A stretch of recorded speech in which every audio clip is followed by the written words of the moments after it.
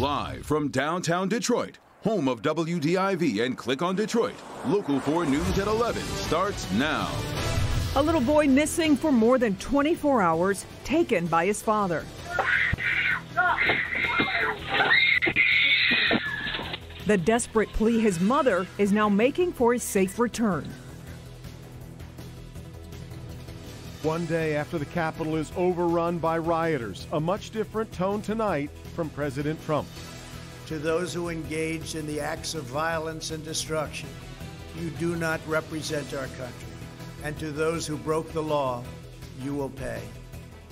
In his first comments since Congress certified President-elect Joe Biden's victory, President Trump tonight calling for a seamless transition of power. The fallout also continuing for the president, with Education Secretary Betsy DeVos resigning, blaming the president for the violence we saw yesterday at the Capitol. DeVos is the second cabinet member to resign today. Calls also growing tonight to remove President Trump from office. Alice Barr is in Washington with the very latest. With harsh criticism and pointed accusations mounting about President Trump's role in inciting the violence at the U.S. Capitol, tonight he released a video on Twitter with a starkly different tone. The president acknowledging for the first time that he will not serve a second term in office. A new administration will be inaugurated on January 20th. My focus now turns to ensuring a smooth, orderly, and seamless transition of power. President Trump condemned what he called lawless mayhem at the Capitol, but took no responsibility for falsely telling his supporters for weeks that the election was stolen and urging them to fight to keep him in office. And to those who broke the law, you will pay.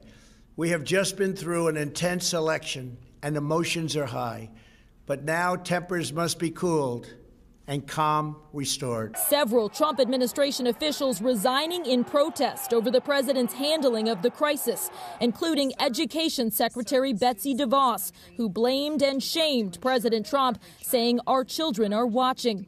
Top Democratic leaders calling for Vice President Mike Pence to assume the Oval Office under the 25th Amendment or through impeachment. He must be removed from office.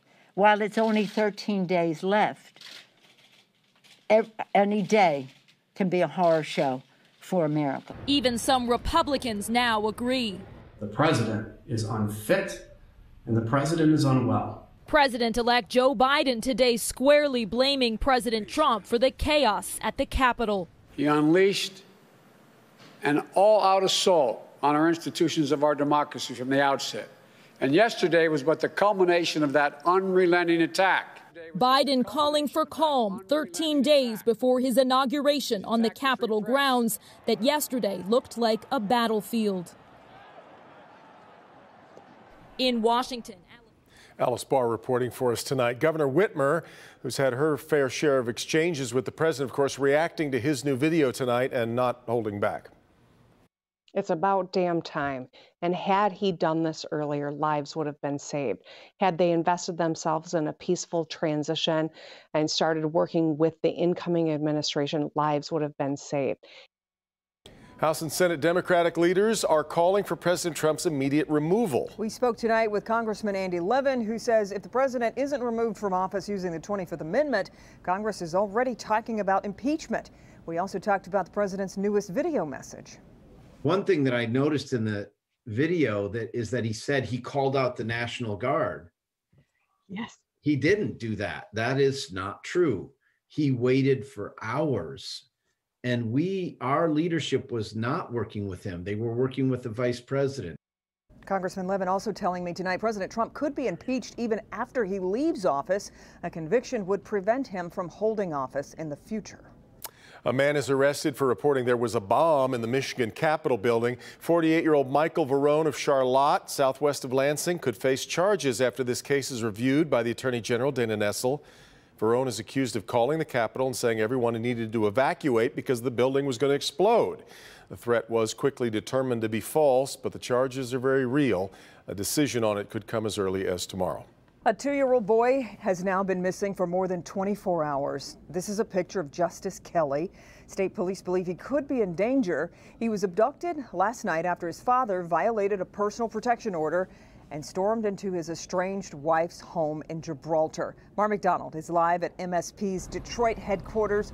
Mara, State Police now turning to billboards on the freeway to help find the child. Kimberly, that's right. The electronic billboards along all the freeways have endangered person driving in a Lincoln MKZ. They're talking about little 2-year-old Justice Kelly. And on the video you're about to see, his father storms into the house, takes him out in the middle of the night, wearing not a lot except a pull-up, and he hasn't been seen since.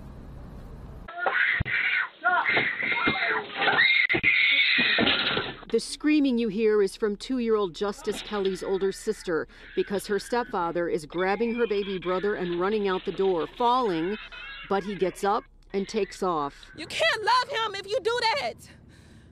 I didn't give you my son. If I gave you my son, then why was you running off with him like that? Why would you take him out the house with no clothes on like that? Throw him in the bag. Did you see him strap him up?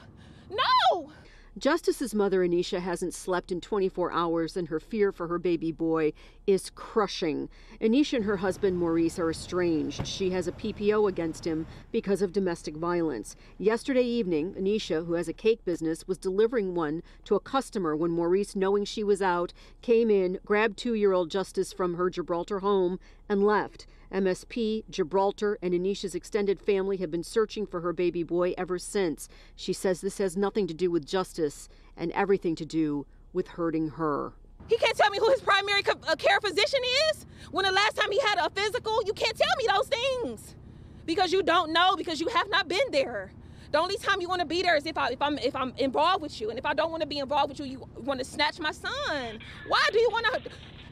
Forget me. Why do you want to hurt him? You see how he loves his mom.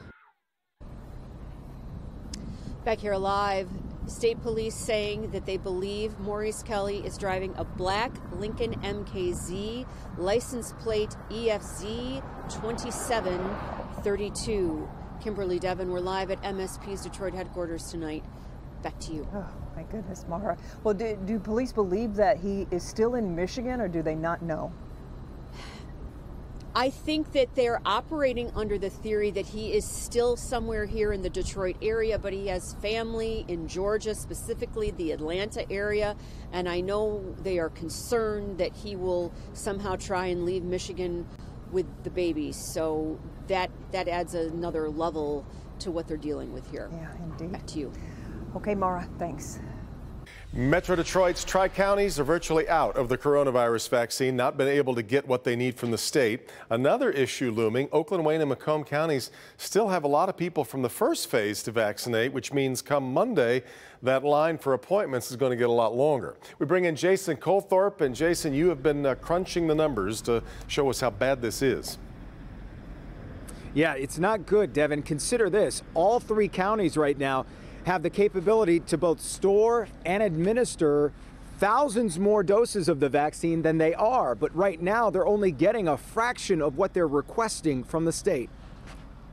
The Wayne County Health Department, which does not include Detroit, is getting 975 doses of the vaccine from the state every 7 to 10 days. It's asking for 5,000 doses in that time. Oakland County has gotten almost 2,000 doses a week and is also requesting 5,000 a week. Macomb County, 1,000 a week, and it wants to shoot the moon. We're asking for 50,000. We know we can get 50,000 a week out. But unfortunately, what we've been getting from the state with our allotment is 1,000. 1,000 a week. And this new group that's added to the first priority group is going to equate to over 200,000 people are now going to be asking for this vaccine. And we only have 1,000 per week to give out. That's the problem the biggest counties are seeing. Come Monday, they'll still be trying to vaccinate people in phase 1A and 1B, which is people 65 and older. This is going to be a very frustrating period, very frustrating process. I think if they would have identified senior citizens, which is our at-risk population, this probably would have been a little bit smoother. Both Oakland and Wayne counties say they could give 1,000 shots a day if they had them. Governor Whitmer has blamed the federal government for not supplying enough, and today said the feds aren't releasing doses that are already here. We are ready to take on more vaccines. If the federal government would release the Pfizer vaccines that are sitting in the freezer farm in Portage, Michigan, so that we can do even more and build up our systems to accomplish that. I reached out to the governor's office and the state health department tonight to clarify what the governor meant there and also to get a reaction to what's happening here in the Tri-Counties, but we did not get an official comment with that. By the way, Beaumont Health tonight, as we reported last night, that it had just doubled its efforts to 3,200 vaccines a day, announcing that it's opening up more sites. It will be able to give more vaccines starting in the coming days. So good news there, Devin. That is good news. Hey, can you tell then how far behind Wayne County is at this point? Yes, they tell me that they are weeks away from getting through the first group to start on the second group. However, they do have a meeting tomorrow with health systems, and they're hoping maybe they can start vaccinating the 65 and over crowd. It would greatly alleviate what they do. So they have a meeting with both Beaumont and Henry Ford. They'll find out tomorrow if they get a huge break there. Devin. Let's hope. All right, Jason, let's quickly look at today's coronavirus numbers, with the state reporting 4,015 new cases over the past 24 hours. Officials had warned of a surge from the holidays. We should note tomorrow marks 2 weeks since Christmas Day. We'll be watching. The new numbers include 176 deaths, and that includes 138 from a review of past vital records.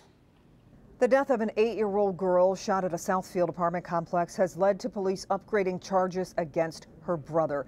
20-year-old Giassi Stribling is now charged with open murder and felony firearms. Police say police tell us when they arrived on scene Sunday night, Stribling fabricated a story that his sister Bailey was shot during an attempted robbery. He even tried to hide the gun used in the shooting, which they later found.